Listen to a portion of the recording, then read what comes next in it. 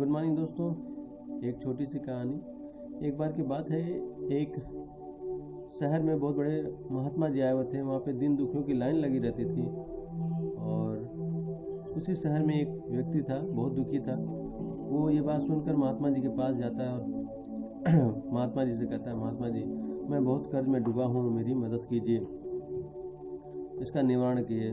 महात्मा जी थोड़ी देर सोचते हैं, उसके बाद उसे एक पत्थर अपने थैली से निकाल कर देते हैं और कहते हैं जाओ इस बहुमूल्य पत्थर का मोल लगवा लो। तो वो व्यक्ति उस पत्थर को लेता है और वहाँ से निकल लेता है। निकलने के बाद बाहर में जाता है और सोचता है कि चलो मैं पहले सब्जी वाले के पास चलता हूँ, वो मेरा परिचय का, उससे मैं इसका मोल लगवाता हूँ। वो व्यक्ति रास्ते पर सोचते रहता है कि वो पत्थर कोई कीमती पत्थर तो नहीं है, तो चमकदार, बस थोड़ा सा चमक रहा है, बस यही पत्थर है, नीले रंग का पत्थर। लेकिन फिर भी वो आगे सोचते हुए चला जाता है और कहता है कि महात्मा जी ने कोई उपाय तो बताया नहीं, पत्थर दे दिया हमें।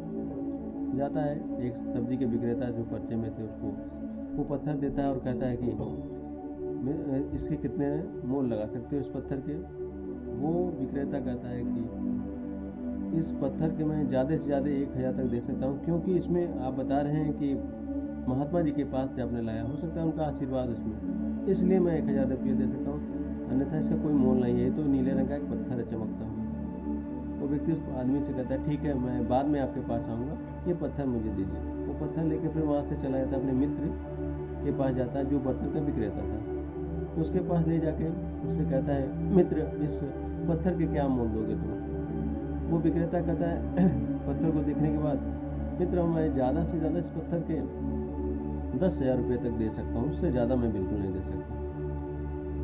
फिर वो व्यक्ति अपने मित्र से वो पत्थर लेता है, वापस वहाँ से फिर चला जाता है और अब इस बार वो एक सुनार के पास जाता है और कहता है सुनार से कि इस पत्थर के आप क्या मोल दे सकते हैं। अब वो सुनार उस पत्थर को जांच पड़ताल करके उसके बाद बताता है कि मैं ज़्यादा से ज़्यादा ये इस पत्थर के 1 लाख रुपये दे सकता हूँ, क्योंकि ये पत्थर बहुत अनमोल है, इसलिए मैं इसके 1 लाख रुपये तक दे सकता हूँ। जब ये बात वो सुनता है व्यक्ति तो सोचता है मन ही मन में कि जब ये सोने का व्यापारी इसके 1 लाख रुपये दे सकता है, हो सकता है कि हीरे का व्यापारी इससे ज़्यादा मूल्य लगा ले। अब वो व्यक्ति फिर दोबारा उस पत्थर को वापस ले लेता है और हीरे के व्यापारी के पास जाता है। वहाँ पे हीरे के व्यापारी के पास जब ले जाकर अपने इस पत्थर को दिखाता है तो वो हीरे के व्यापारी देखकर उसके चेहरे पर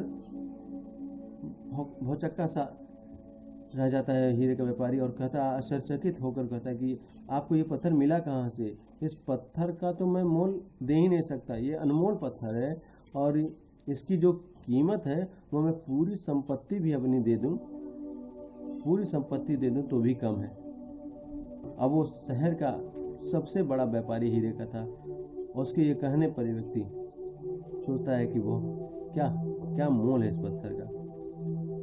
इस कहानी से ये शिक्षा मिलती है कि हम अपने आप को कैसा आंकते हैं। क्या हम वो हैं जो लोग हमारे बारे में राय बनाते हैं? हमारा जीवन अमूल्य है, हमारे जीवन का कोई मोल नहीं लगा सकता। हम जो सोचते हैं वो कर सकते हैं। आप किसी भी व्यक्ति के नेगेटिव कमेंट से अपने आप को मत आंकिए, आगे बढ़िए।